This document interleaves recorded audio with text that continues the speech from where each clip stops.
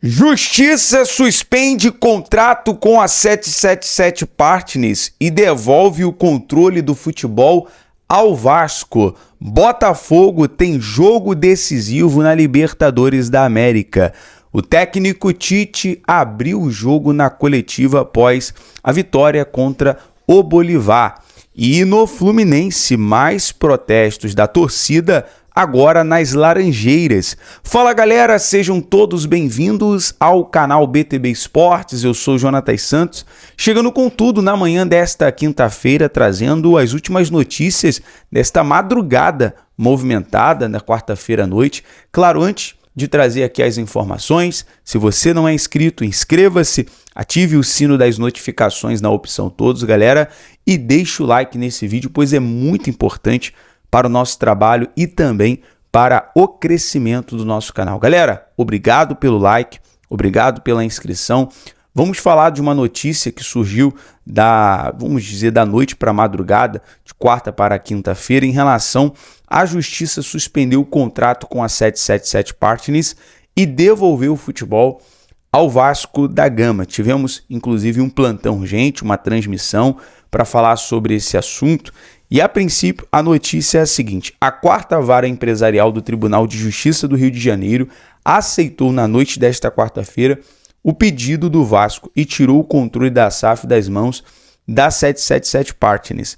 A decisão em caráter liminar foi assinada pelo juiz Paulo Acede Stefan, que trouxe esta informação em relação à retirada, à suspensão da SAF à frente do Vasco. Bom, daqui para frente ainda é tudo uma dúvida, uma incógnita de como ficará o futebol do Vasco. A princípio está nas mãos aí do presidente Pedrinho. Vamos aguardar aqui uma coletiva de imprensa, porque são muitas as perguntas em relação sobre o futuro do Vasco, né? Que está até o momento indefinido por conta desta decisão. Porém, né, se for tirar algo positivo disso tudo, é que o Campeonato Brasileiro Série A, durante essas 2 semanas, essas 2 rodadas, está paralisado. É onde o Vasco tem tempo de organizar tudo e, claro, nós vamos trazer toda a atualização. Outra coisa que pode acontecer, uma informação que saiu nesta manhã no GE, é o seguinte: os advogados da 777 devem recorrer ainda nesta quinta-feira na tentativa de derrubar, liminar e retornar o controle da companhia. E você, torcedor, você é a favor de quê? De manter a SAF do Vasco à frente, com o presidente Pedrinho à frente, ou de retornar a 777? Coloque aqui nos comentários, nós vamos estar interagindo sobre esse assunto. E um detalhe, muitos perguntam sobre o técnico. O Vasco tinha aí, a princípio, tem a negociação com o técnico Álvaro Pacheco.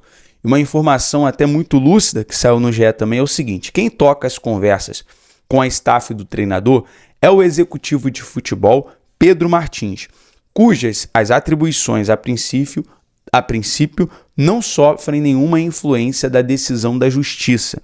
A diferença é que, a partir de agora, na teoria, ele precisaria se reportar ao presidente Pedrinho, do associativo, que por sua vez é sócio majoritário da Vasco SAF. Então, a princípio, na teoria, essa é a questão. Pedrinho e seus pares vão querer a sequência da contratação do Álvaro Pacheco? Farão alguma ponderação? Ou os mesmos manterão Pedro Martins no cargo? Então, são essas dúvidas, essa incógnita, nós vamos aguardar. Muita coisa pode acontecer ainda hoje, nesse período da manhã para a tarde. E claro que nós vamos trazer aqui toda a informação sobre essas dúvidas, essa incógnita em relação a Pedro Martins, ao novo técnico Álvaro Pacheco, para deixar você bem informado. A questão é, no momento, é muito importante uma reunião, é muito importante uma coletiva para trazer total satisfação ao torcedor vascaíno nesse momento de indecisão.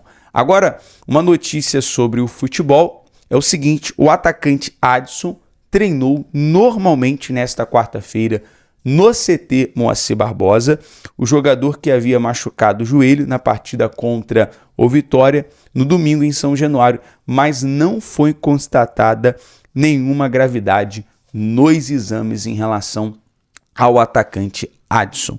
Bom, galera, saindo aqui das informações do Vasco em relação ao que aconteceu nessas últimas horas, né, podemos dizer assim, falar sobre o Botafogo, que tem duelo decisivo hoje na Libertadores da América, em Lima, no Peru, e você vai poder acompanhar com toda a emoção a transmissão no canal BTB Esportes. Nós vamos ter o nosso pré-jogo, a nossa narração, pós-jogo com coletiva, você vai acompanhar tudo aqui.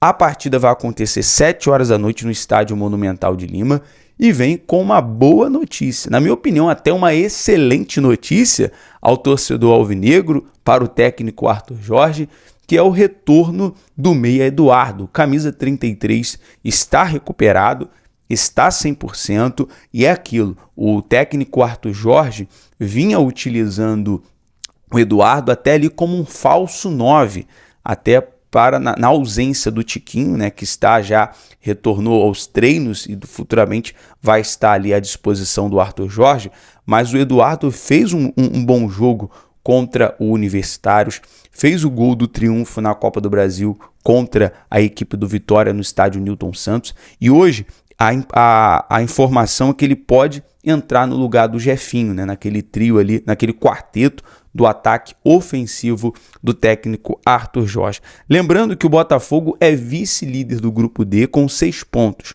Se vencer, garante vaga nas oitavas. Então, um jogo muito importante, uma vitória, um resultado positivo, que vai levar para o último jogo contra o Júnior de Barranquilla uma final antecipada, vamos dizer assim, na fase de grupos, aonde quem vencer pode se classificar para as oitavas como líder do grupo D. Agora, em relação à provável escalação, vou puxar aqui a provável escalação que saiu no GE, é o seguinte: goleiro John, lateral direito Damian Soares, zagueiros Lucas Alter e Bastos, Hugo na lateral esquerda, Luiz Henrique, Danilo Barbosa e Marlon Freitas, e o ataque Savarino, Júnior Santos e Eduardo. Portanto, essa é a provável escalação. Só mudar aqui, né? O Luiz Henrique não atua como meio, quem vai atuar no meio é o Danilo Barbosa e o Marlon Freitas, e o ataque todo mundo já conhece, né? Savarino, Luiz Henrique, Júnior Santos e Eduardo. Esse é o ataque ofensivo do técnico do AJ.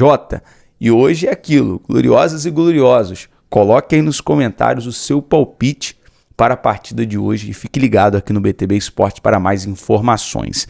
Bom, vamos falar também agora sobre o Flamengo. O técnico Tite trouxe ali uma avaliação, também prestou as suas condolências ao Apolinho, né, um grande jornalista e também que treinou o Flamengo em 1995. Ontem partiu para melhor, que tem aqui também, receba o nosso carinho fraternal, toda a família, as nossas condolências em relação ao descanso desse grande jornalista. E claro, você vai acompanhar agora toda a avaliação do técnico Tite. Boa noite, Tite. Boa noite, Cebolinha. Queria perguntar para os dois assim, em relação à produção ofensiva do Flamengo, as combinações, as aproximações. Mas queria pedir perdão também, licença para você, Tite, assim, imagino que você já tenha recebido a notícia, mas para nós que temos aqui 30, 40 anos, um grande ídolo nosso. Então, um grande ídolo da imprensa esportiva, o Apolinho, já estava em situação difícil. Foi treinador do Flamengo em 95. Infelizmente partiu hoje. Queria que você falasse um pouco desse cara que é uma referência aqui para o Rio de Janeiro, para o Brasil, para a imprensa esportiva, e também falar da produção ofensiva do Flamengo, dessa grande atuação. Obrigado. Boa noite. Eu falo do Apolinho e soube da notícia com o Bruno Spindel. Tá me ouvindo? Tá.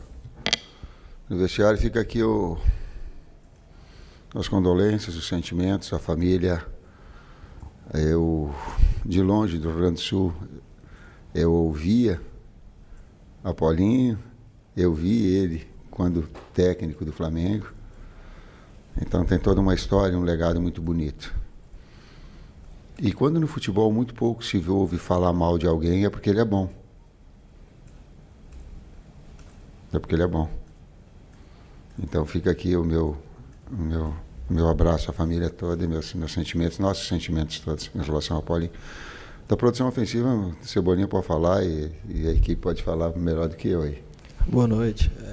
Creio que a nossa equipe hoje, ao contrário de alguns jogos atrás, né, criamos bastante e nos últimos jogos a gente tinha pecado no último passe ali, na finalização, e hoje a gente conseguiu talvez estar mais concentrado, caprichar um pouco mais. Poderíamos ter feito até uma vantagem ainda maior, mas fruto de um trabalho que a gente vem fazendo, a gente tem procurado começar os jogos com esse ímpeto. Foi assim contra o Corinthians, foi assim hoje, e isso transformou o jogo ficar fácil para nós, né? Nós transformamos o jogo fácil e a gente espera que nas próximas partidas a gente possa estar com esse mesmo espírito e essa mesma concentração. E agora trazendo informações sobre o tricolor carioca, sobre o Fluminense, que foi alvo de mais protestos em relação à torcida ontem nas Laranjeiras, e o principal alvo era o técnico Fernando Diniz. Foi de fato um protesto pacífico em relação à postura do torcedor, porém a torcida cobra muito Diniz, dizendo: olha, 2023 já passou.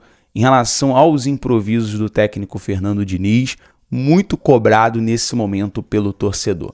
Lembrando que para a partida de hoje contra o Cerro Porteño no Maracanã, o técnico Fernando Diniz tem ali uma questão a ser solucionada, que é a parte defensiva do elenco. Vou trazer aqui a provável escalação: o goleiro Fábio, Marquinhos atuando pela lateral direita, que já é um improviso, Antônio Carlos e Felipe Andrade no lugar de Felipe Melo e Manuel. Então tem aí essa questão da zaga, né, do setor defensivo. Na lateral esquerda, Marcelo. No meio de campo, Martinelli, Lima.